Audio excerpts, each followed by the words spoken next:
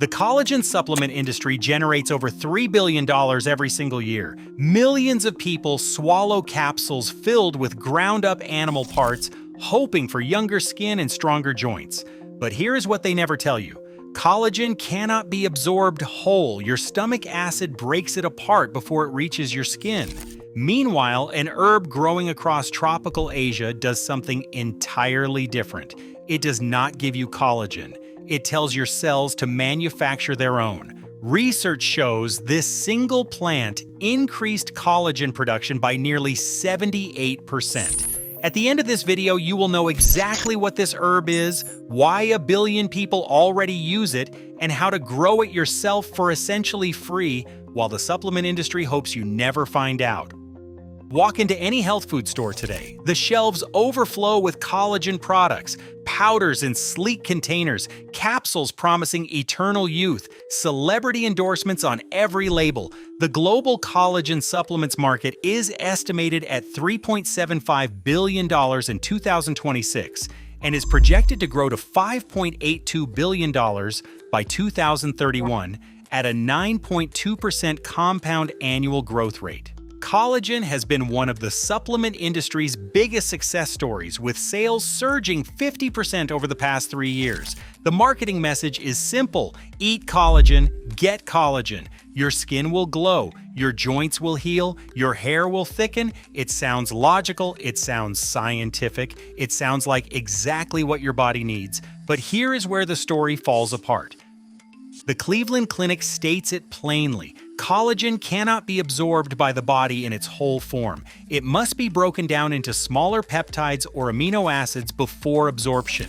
Your digestive system does not recognize collagen as collagen. It sees protein. It breaks that protein into pieces. Those pieces scatter throughout your body wherever proteins are needed. You cannot direct those fragments to your face. You cannot send them specifically to your knees. Your body uses these amino acids for whatever it needs most urgently.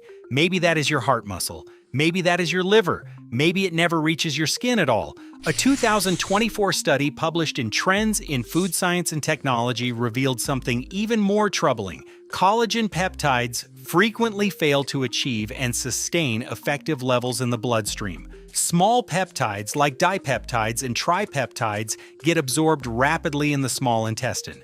They cause transient spikes in blood levels that quickly decline. The effect is temporary. The benefit is questionable. Think about what this means. You spend $30 on a monthly supply of collagen powder. You mix it into your morning coffee religiously. The powder dissolves, you drink it, your stomach acid attacks it immediately.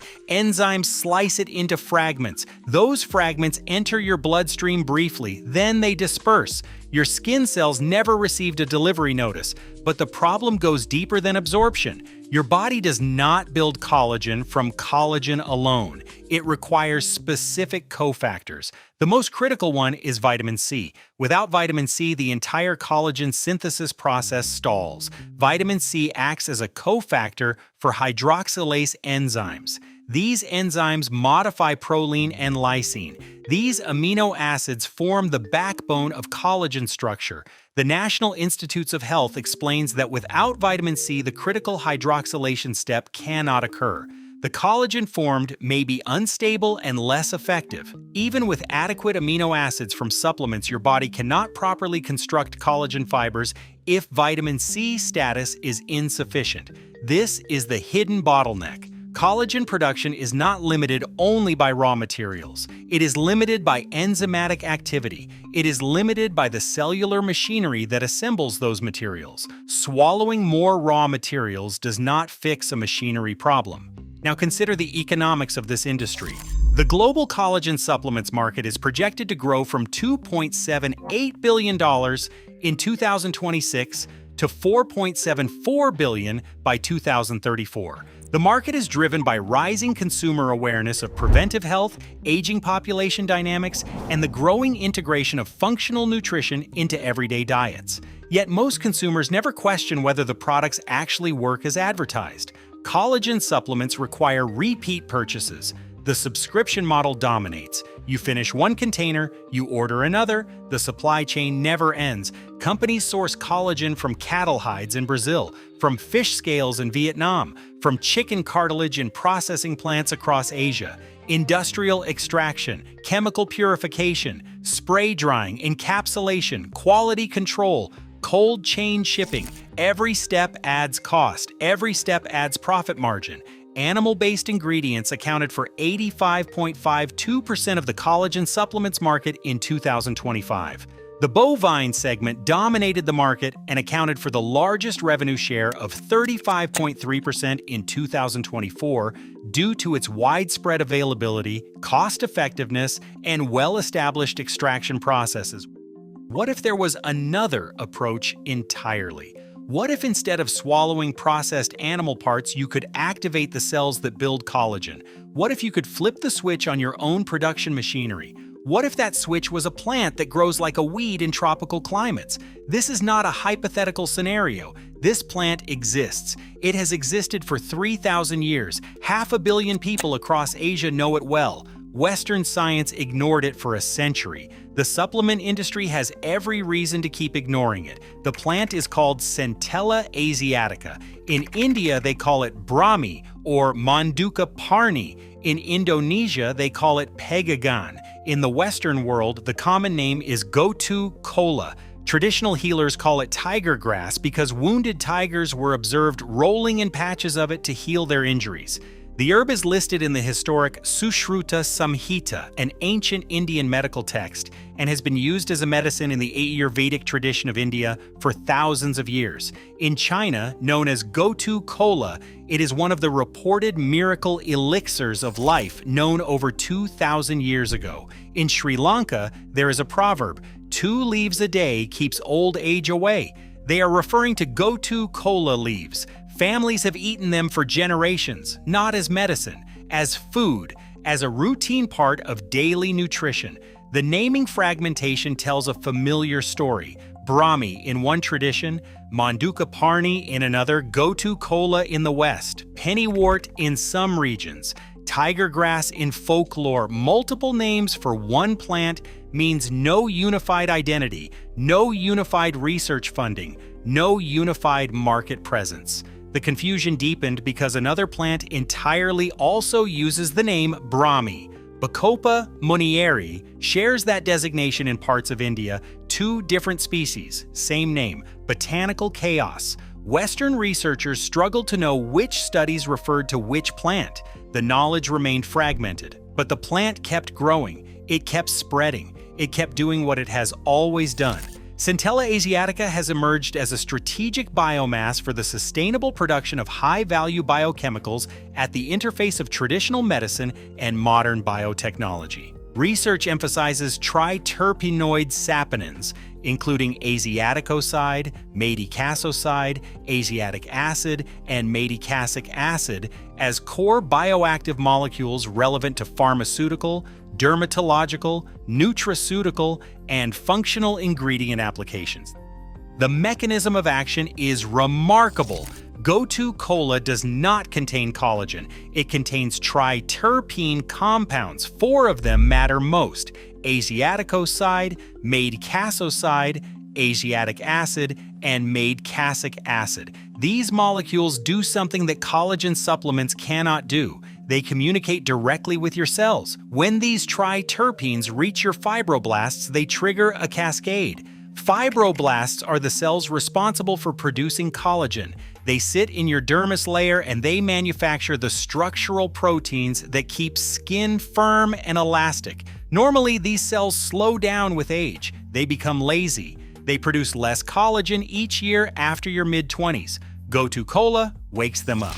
Research published in the European Medicines Agency assessment report found that at 50 milligrams per milliliter of Centella asiatica extract, collagen production increased 3-fold compared to untreated cells. Not 30% more, not 50% more, 300% more. The fibroblasts shifted into high gear. A study in the American Scientific Research Journal tested topical application of a 10% Gotu Kola cream. The results showed the highest increase in collagen levels by an average of 77.89%.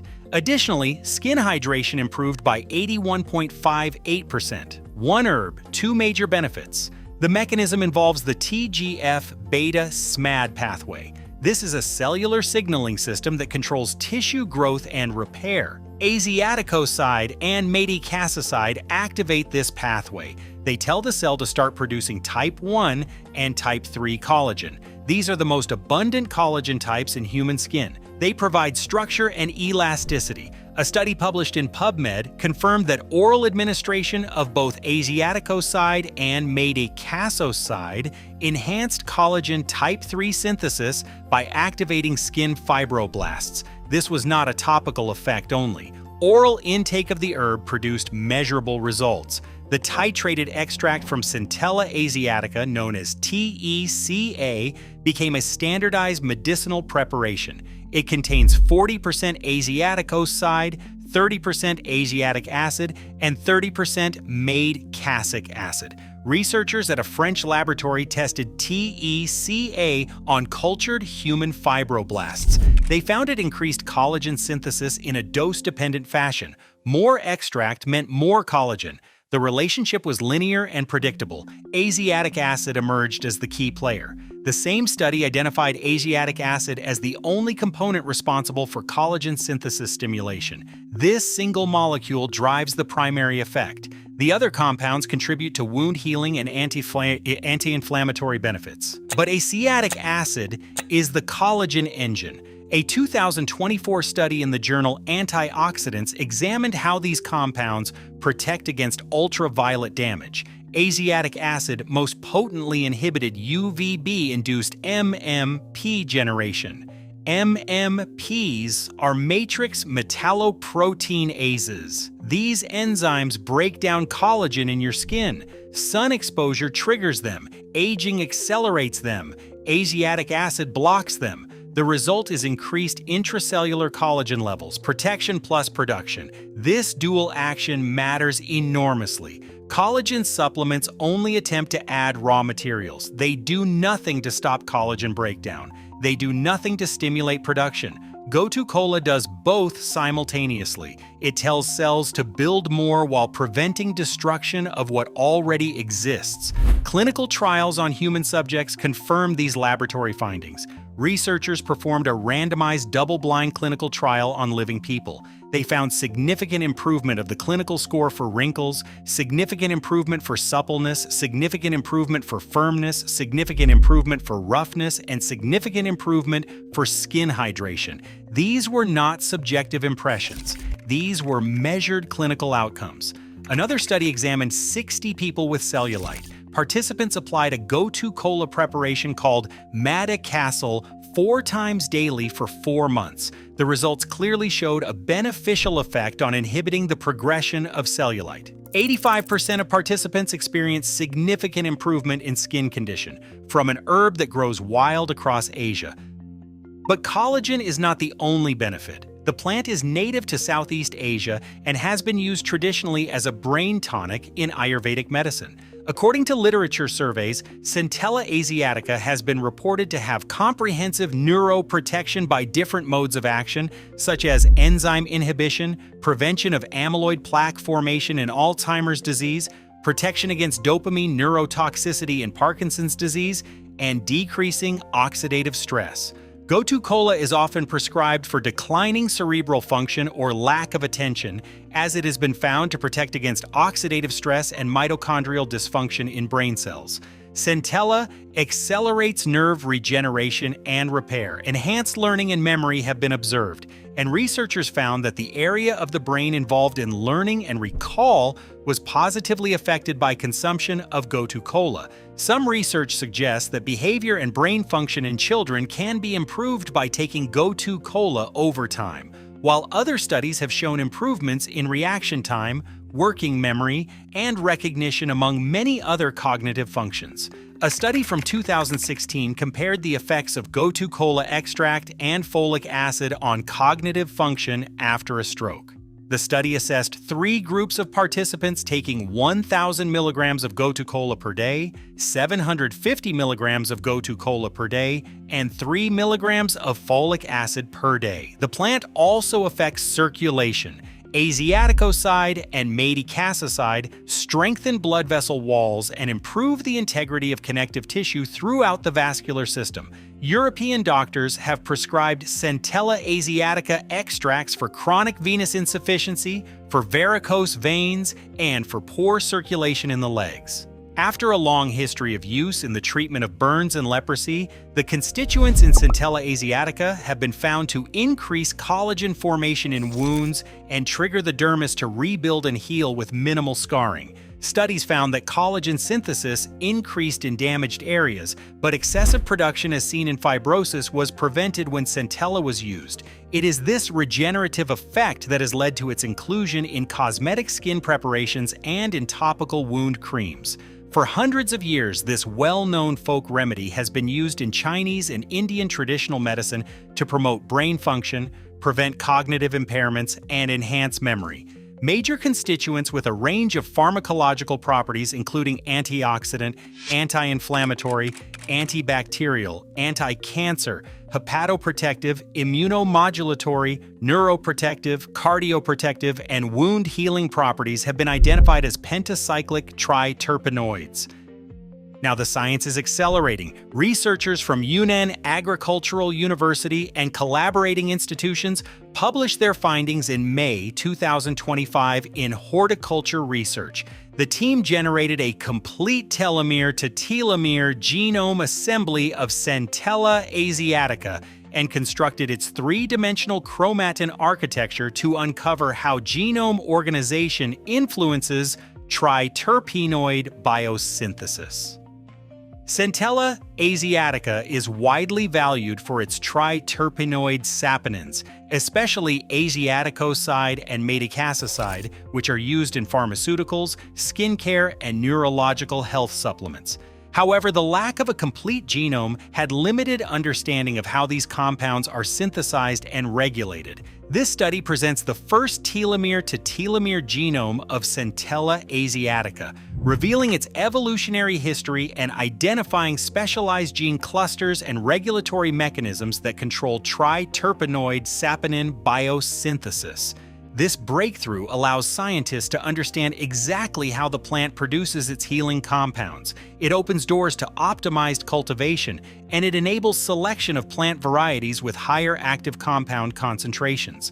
The research continues to validate what traditional healers knew for millennia. From 2000 to 2025, publication output showed a clear increase, with the strongest growth after 2015, driven mainly by studies on extraction process intensification and standardization approaches for triterpenoid-rich fractions. Now here is where the story becomes personal. You can grow this plant yourself.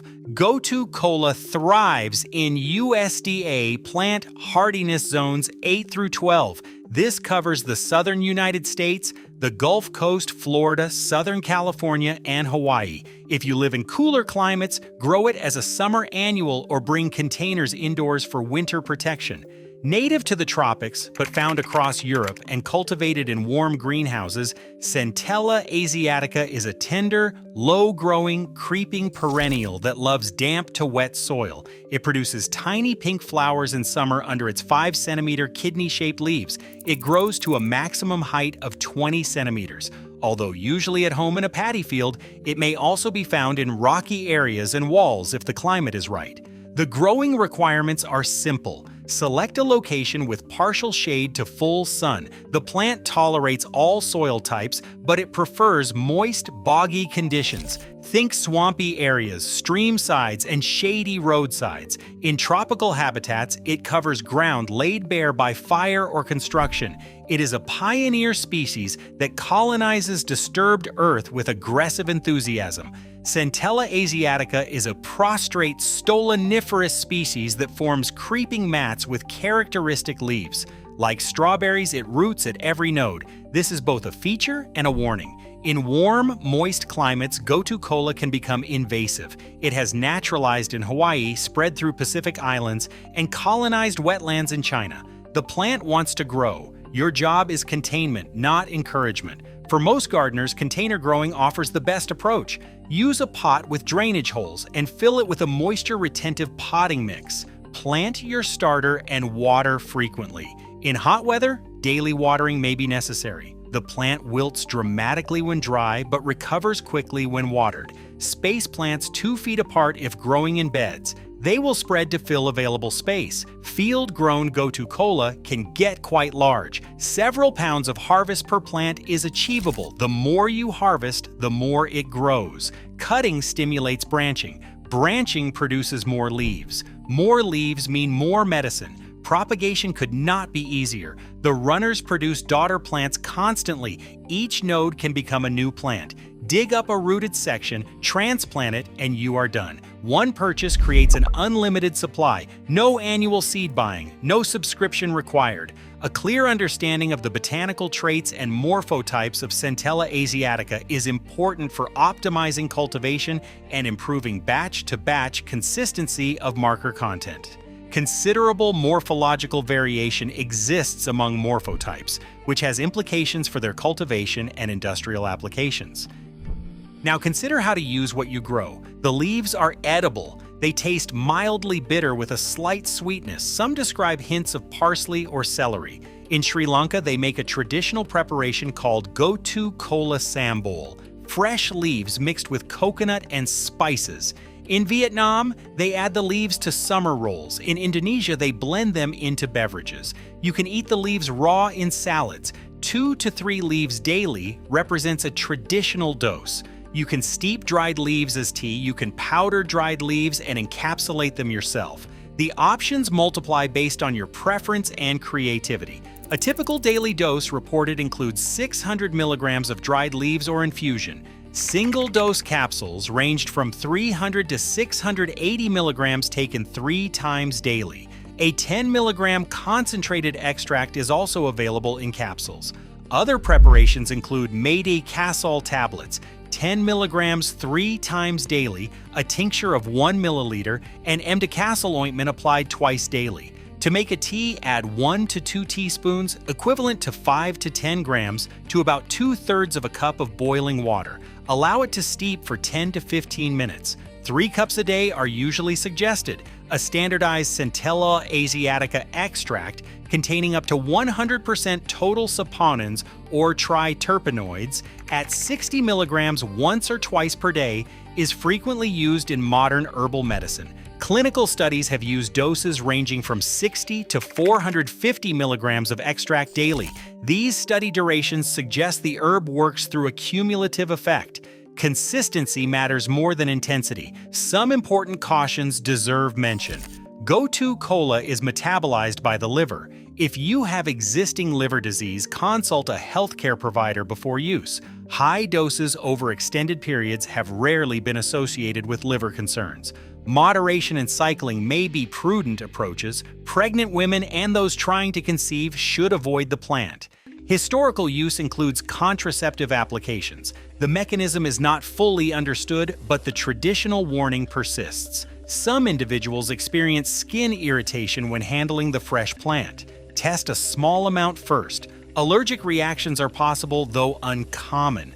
Because of its beneficial role in neuroprotection, the plant has been considered as a brain tonic. However, limited cultivation, poor seed viability with a low germination rate, and overexploitation for decades have led to severe depletion and threatened wild stocks. This makes home cultivation even more valuable. You can help preserve the species while harvesting your own supply sustainably. These cautions apply to any herb. They do not diminish the documented benefits. They inform responsible use. Now step back and see the larger picture. The collagen supplement industry sells you dependency. Monthly purchases, recurring charges, supply chains stretching across continents, processing facilities, marketing budgets, shareholder returns. Every step extracts value from your wallet. Despite strong demand, the collagen supplements market faces several structural and regulatory challenges. High production costs, particularly for hydrolyzed and specialty collagen variants, can restrict affordability and limit adoption in price-sensitive regions. Variability in raw material sourcing, especially from animal-based inputs, introduces supply chain vulnerabilities and ethical concerns. Inconsistent product quality across brands has also led to consumer skepticism in some markets. Additionally, vegetarian and vegan consumer segments often resist animal-derived supplements, limiting market penetration unless alternative fermentation-based collagen technologies mature further. Gotu Kola offers independence, one plant purchase, unlimited propagation, free medicine growing in your garden or on your windowsill. No corporation benefits from this transaction. No quarterly earnings improve when you harvest your own leaves. The research exists. The mechanism is documented. The clinical trials show results. Yet most Western consumers have never heard the name Gotu Kola. The information was always available. The knowledge was never hidden. It simply was not marketed. It could not be profitably marketed. What cannot be patented cannot be monopolized. With the global resurgence in interest toward plant-based medicines and natural health products, Centella asiatica has emerged as a model species bridging traditional use and modern scientific validation. However, despite centuries of anecdotal evidence supporting its efficacy, translating this botanical legacy into standardized, clinically effective, and regulatory compliant health products remains challenging. Think about the economics of attention. Collagen brands spend millions on advertising. Influencers receive free products and payments to promote powders.